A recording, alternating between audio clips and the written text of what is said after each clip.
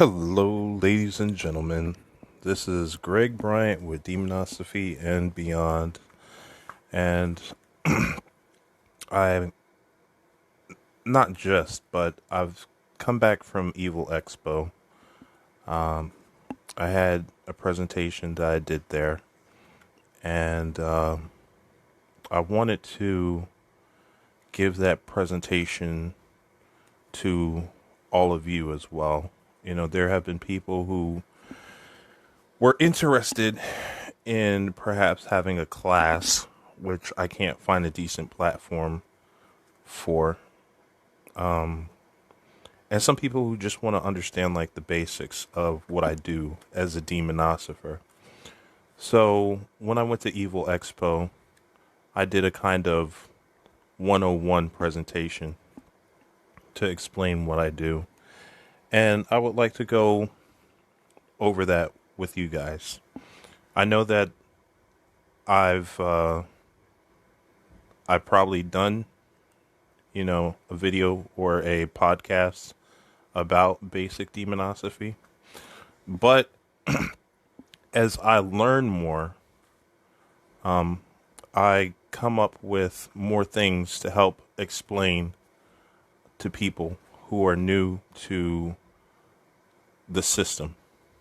So, without further ado, I'm going to go into that. When I was there, I just explained who I was, the host and creator of Demonosophy and Beyond, the YouTube channel and podcasts. I explained that I'm now a certified spiritual life counselor, certified demonologist, former paranormal investigator, and a sorcerer of over 15 years. And so the question that I pose is, why work with demons? Usually they are taught to people, it's taught to people that demons are the bad guys. And the answer is a bit complex. Brought out a quote from John Dee from the True Grimoire. And it says that it's not the demons, nor the calling of them, nor magical art that is evil. Rather, it is the use that evil men may make of magical art that is evil. There is an essay on Rudolf Steiner's Demonosophy that states that every spiritual being has its own system of values. It goes on to list that there are 3 archetypes of demons: Asuric, Ahrimanic, and Luciferic. Now, the Asuric beings are like most mundane employers. They want you to function, but they suck away at your ego and your personality. Ahrimanic beings personify materialism, power, and cold intellect, according to the essay. These are predatorial, brutal, and encourage imposing one's will upon others. And I compare these beings to the government. Luciferic beings are described as rebels. They encourage individual spiritual development. They strive for perfection. They disagree with the pain and suffering in the world, and they call for change in the world. They inspire revolutionaries, dreamers, and creators. They liberate consciousness from dogmas and cliches. These are the guys and gals handing out red pills. The essay goes on to say that Luciferic love is a boundless, incredibly intensive fascination. So if you desire growth and evolution, these are the spirits you want to work with. If we go into the etymology of the word demon, we see that it comes from the word daemon, which was defined as an inspiring force, guardians, deities, lesser spirits, mediators between men and gods, divine force, superpower, genius. Angels were not excluded from this umbrella term. The philosopher Socrates had his own daemon, which he described as being with him from childhood, and he called it an oracle and divinity. In an article provided by the Harvard Library entitled Little Helpers about demons, angels, and other servants, demons are described as connecting humans with channels of communication to other realms, finding opportunities where the least force can produce the greatest effect. Demons explain exceptions to the general rule. They have no bias towards good and evil, and they serve to help define a person's character or personality. So, how would I personally describe demons? Well, I would say that they have feelings such as anger. They can be annoyed.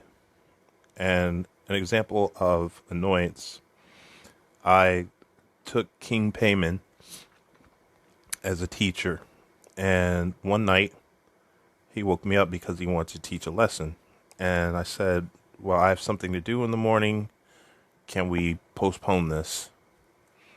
And, he still wanted to teach this lesson. So he kept, I wouldn't say nagging at me, but he was pretty determined to teach me this lesson right then and there. And I got, agitated with him.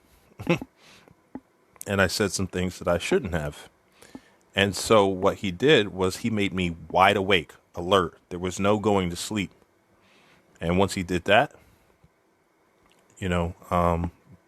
I had to learn the lesson that he wanted to teach. So, thankfully, King Payman is not a malicious being, because had I popped off at one, there's no telling what another demon would have done. Demons can be happy. They can also be humorous. And there's another story with King Payman where he possessed me. And he usually comes with an entourage, 2 other demons. And I had some music playing that he was kind of digging. So he was like making me dance. And he was telling the other demons, he's like, yeah, look at me. I still got the moves. And it was actually pretty hilarious. Demons can be sympathetic. And once again, King Payman. When I was in one of my states of being down, he told me, he says, don't worry, we're always with you. Basically told me it was going to be all right. And after that, they pretty much tell you to pick yourself up by your bootstraps. But he was kind to me and encouraging to me. They forge friendships. They have loyalties. They perform favors without having to pay them. If they like you. They form cliques or hierarchies. And they differ in personalities. They have specific likes and dislikes. They have strengths and weaknesses. They have fortes. Some demons are good teachers. Some are good healers. Some make good wingmen. They can be opinionated. They can be curious. I've run into a few demons who were just curious about what it's like to be human. They wanted to understand, from my point of view, what it is to be human. So they would ask me questions about things that humans do. They have different knowledge sets. Like you may talk to one demon about how the universe came to be, or one may teach you about quantum physics. Another can teach you about what kind of herbs to use, what plants, just around you can eat. Some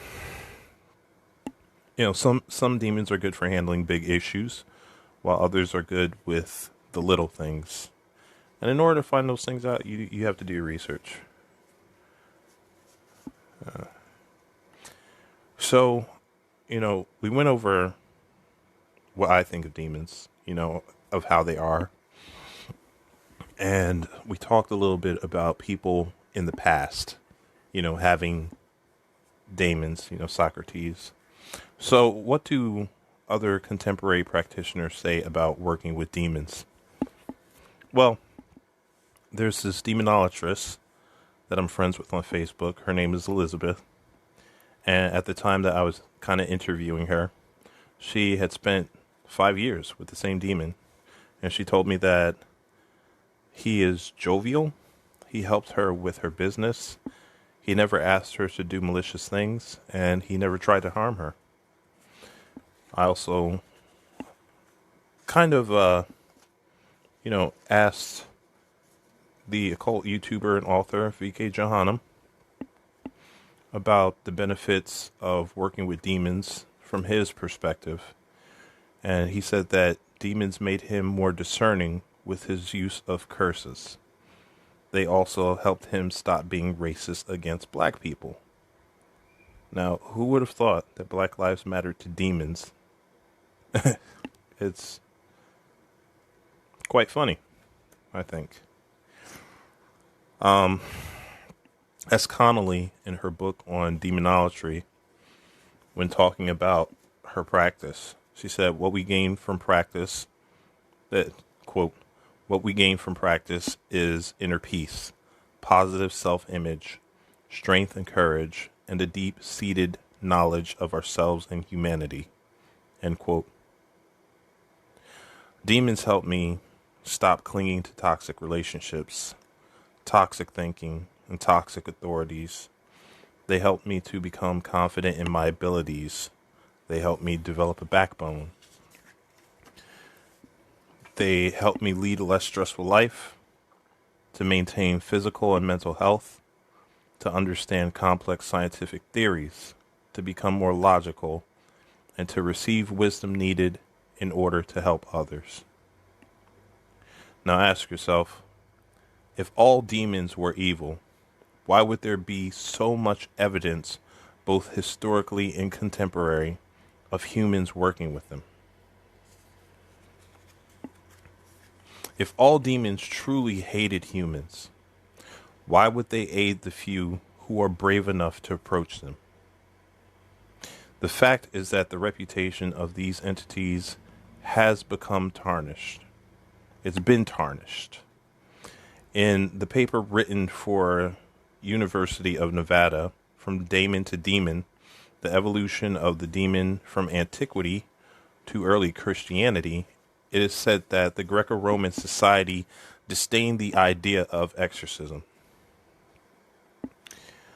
It wasn't until the 2nd century CE that exorcism and Christianity went hand in hand. So, till that time, exorcisms were not a normal practice. And I would just like to point out that there are cultures where exorcism is actually a thing of honor.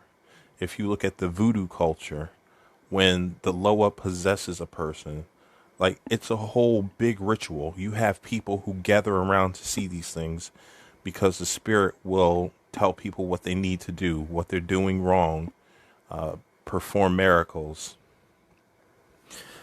In the Old Testament, the paper that I mentioned earlier talks about how in the Old Testament, demons were just vilified gods.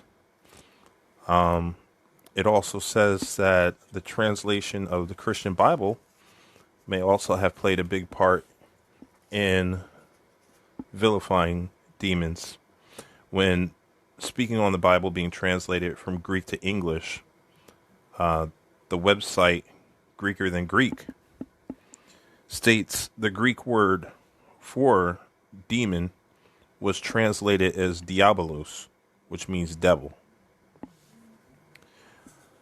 With the spread of Christianity, this idea of the old gods being evil became prevalent, even to the point of affecting some pagan belief systems. And this is a big facts. I've had a few witches actually like come to me when they found out that I worked with demons and be like, yeah, you might want to stop doing that. They're evil, they'll hurt you, and yada, yada, yada. All the same stuff that, you hear from Christians.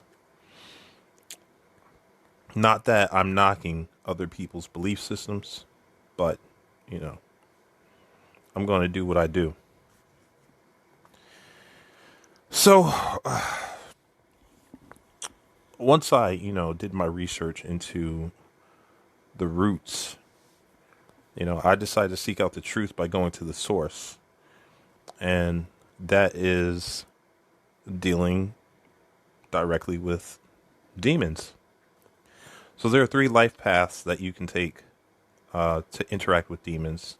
You have the path of the demonologist, the path of the demonologer, and the path of the demonosopher. A demonologist basically studies demons in a scientific manner, usually to resist them. And a lot of demonologists are religiously motivated. You can have, non-religious demonologists, but many of them are Christian. Then there are demonolators, which worship demons. And then you have the demonosopher. And my flavor of demonosophy is to seek peaceful coexistence with all spirit beings and to learn from them. And that's what my life is dedicated to doing. So for those who may be interested in becoming demonosophers, I have very good news for you. You don't have to sell your soul. You don't have to be a Satanist or a Luciferian. You don't have to listen to black metal. And goth attire is optional. However, in order to take up the mantle of demonosopher, you may require to have some conditioning. You have to be mentally stable. And the reason why is because magic in the wrong hands can be dangerous to both the user and those around them. Some encounters with some spirits may exacerbate pre-existing mental disorders. I know this bipolar witch, and she says that she has to be careful about the state that she's in, because when she invokes a spirit, or a spirit comes to her, sometimes it can set her off. She can spiral, or it can trigger like a manic episode. So she has to be very careful about what she does and what spirit she works with. Those prone to hallucinations may mistake them for demonic contact. Now, there's a lot of people who do crazy stuff and they blame it on the devil. And they tell other people, the devil made me do it. The devil told me to do this and do that. And in my experience, the demons that I work with, they don't tell me to do anything crazy. So you might want to, take your medications, get yourself stabilized so that you don't have something telling you crazy things. And it ends up to just be the chemical imbalance in your head. All right. So the next thing you want is to know thyself. You have to understand your personal thoughts and why you think them. You have to understand your emotions and why you feel them. And the reason for that is because demons may communicate by changing your thoughts or emotions, and you must be able to identify when this occurs. You have to learn to meditate. According to mayoclinic.org, meditation reduces negative emotions, increases imagination and creativity, which will aid in visualization. It increases patience, which you definitely need in magic because sometimes you have to wait for results. Not everything is going to be instantaneous. And meditation increases self-awareness. So it helps you to know thyself. Meditation is foundational to all systems of magic. So whether you become a demonosopher or whether you're just working with any other magical system, learn to meditate. You have to develop visualization skills. And, I had a person ask me, how do you do that? Well, you can read a book. You can take up art. You can write a story. Meditate, like we talked about. Or try playing with children. And they have great imaginations. And they help you to stimulate those, yours as well. Also, an integral skill in most systems of magic, if not all, is visualization, which aids in contacting spirits and in goal attainment. You want to learn protection magic. I'm going to be real with you. Even though you're getting good with some demons, there are still certain dangers. When you become a demonosopher, you basically put a target on your back. There's going to be a lot of people who don't agree with what you do. And some of those people may use magic in order to harm you. So you have to protect yourself. There are spiritual parasites that may try to feed off of you. So you have to learn how to protect yourself. And you're not going to get along with every demon. Personalities clash. Not every demon agrees with helping, people out with their spiritual evolution. So learn to protect yourself magically. My suggested methods of protection are the force field method. And the force field method utilizes visualization. And when you do it, you visualize something protective, like a protective barrier around you, like armor, a fence, a force field, and you layer it so you have multiple things protecting you. And what you do is you don't tell anybody what you visualize when you're putting up your protections, because if you tell them, you don't know what is listening or who is listening. And when they find out what you use for protection, they may find a way around it. So keep it to yourself. Finally, you want to keep an open mind. There's always something new to learn. When I start getting comfortable and thinking, hey, I know like all this stuff in magic. And, when I feel like, hey, man, like I'm a master at this, like my mind always gets blown and taken to a new level. And I'm always shown that like what I know is very little. So never get complacent. Never think like you're a master at this. You're always going to be learning.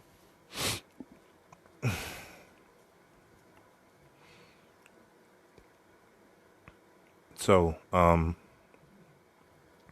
people want to know, how do you contact a demon? What's involved in contacting demons? Well, you want to see contacting demons as like a business dinner with a potential partner.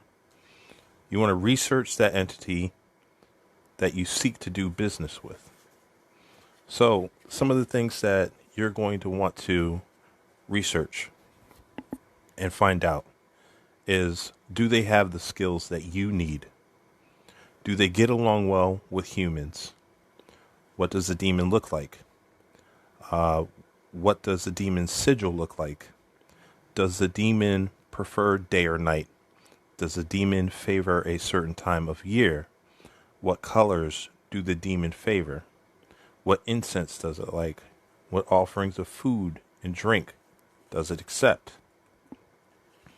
Knowing these things is the first step to creating a first good impression. You also want to figure out beforehand what you're going to ask for. Don't waste the demon's time. Be direct and be bold, but be respectful. And never lie, because they know you better than yourself. Gather the materials to create an altar. Now, when it comes to altars, a lot of people think they need to be fancy. They need to be permanent. The things that decorate the altar need to be expensive. And the truth is, no, they don't. Like, if you want to put genuine effort into it and make an elaborate altar, I'm sure the spirit will appreciate that. But I've also had altars that I break down on a constant basis. You know, they're for travel. I have like a temporary altar that all my stuff goes in a lunchbox. And then I pop it out. The lunchbox becomes my altar. There are a lot of things that I put on the altar that I get from the dollar store. You know, candles, incense. They're there. So if you have a dollar store, check it out. See if there's anything that you can use for an altar. Save some money. You know, be thrifty. Be crafty. So some of the things that are going to go on an altar are candles. And usually you want to use a colored candle that is a color that corresponds with the demon that you are trying to contact. Incense, you want a chalice or a cup, the demon sigil, and yeah, like I said, doesn't have to be elaborate. It doesn't have to be expensive. Once you have all that set up, you want to invite the demon into your ritual space. Now, when you do this, it's best to use your own words to invite the demon in and tell the demon what you want. I mean, you can use words from a grimoire, but you have to be careful because some grimoires, they have words that are in different language. And if you don't know what those words mean, don't repeat them. It's better to use your own words and just be genuine. But it's not wrong to recite words that are in a grimoire.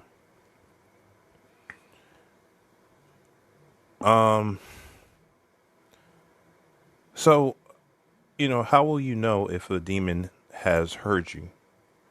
The truth is that most neophytes can't detect a demonic presence.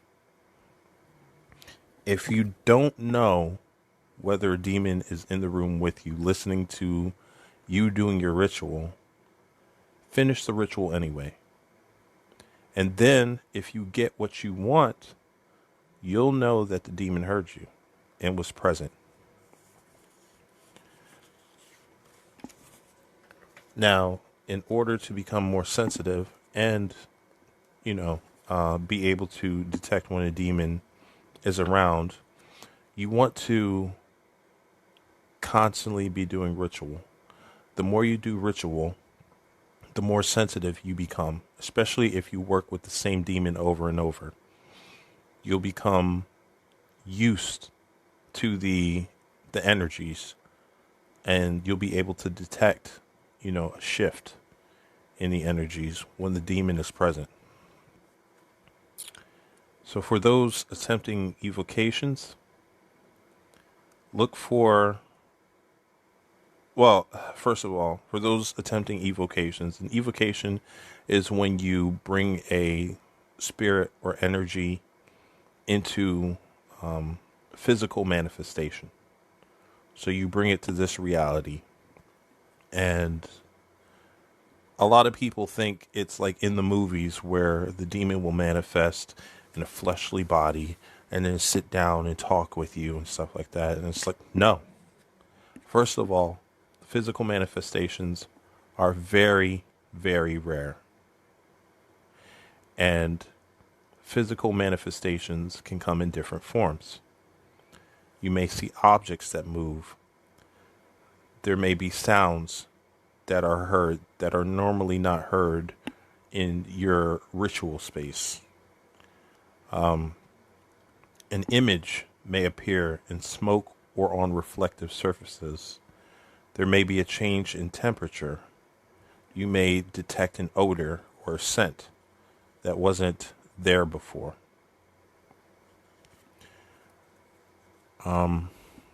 Also, both for evocation and invocation, you may feel like you're being watched. And for those attempting invocations, well, invocation is when you take a certain energy and you bring it into yourself. And it's basically like giving that entity permission to possess you. And there are two types of possession. There's what's called in voodoo a two-headed possession. And this is when you're still aware of things and somewhat in control. But you have certain urges to do things that don't, belong to you. Then there's a full possession where the spirit takes over and you may still be aware, but the demon will take over your body parts. They'll speak through you.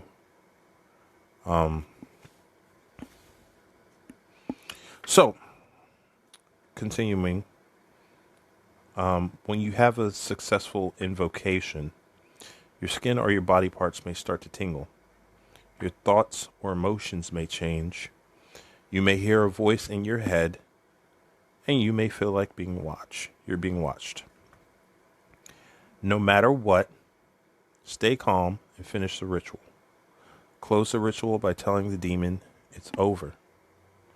The demon may stay a little bit. Sometimes what they do is they'll try to get a feel for who you are, even though they may know a lot.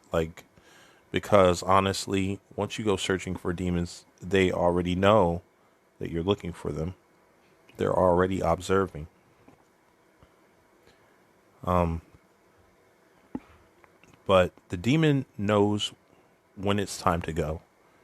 And usually if they have to go somewhere in order to help what you want to manifest, they'll leave. But if it's not something that needs to be hurried, they may stay. And that's a sign that they like you. So if they do, don't be weird about it.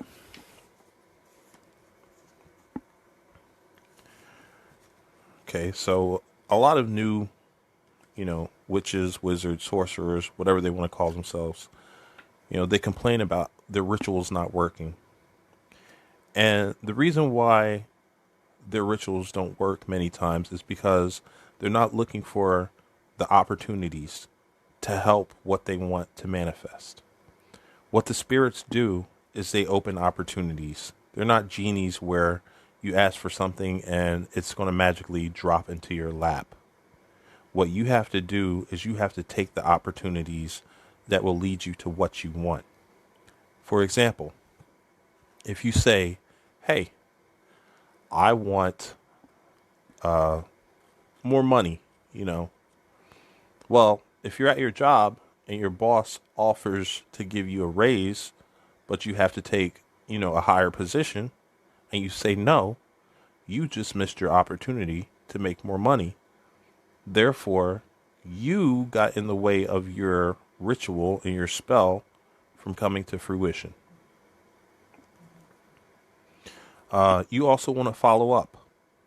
If the demon helps you out, show a little love with a shout out on social media. Most demons don't ask for anything. Not in my experience. So it helps to show some appreciation by saying on social media, just going, hey, I dealt with this demon. It did XYZ for me. And thank you very much. And that's it. Now, if you made a specific promise to the demon, uphold your end of the bargain. And the reason why you want to do this is because they communicate. And if you go back on your word, and if you're not trustworthy, they'll tell everybody else that they know. Excuse me. They'll tell everybody else that they know. And so when you try to work with another demon, you're going to be shut down because they'll know that you are not consistent. You don't do as you say. So don't screw up. Don't burn any bridges.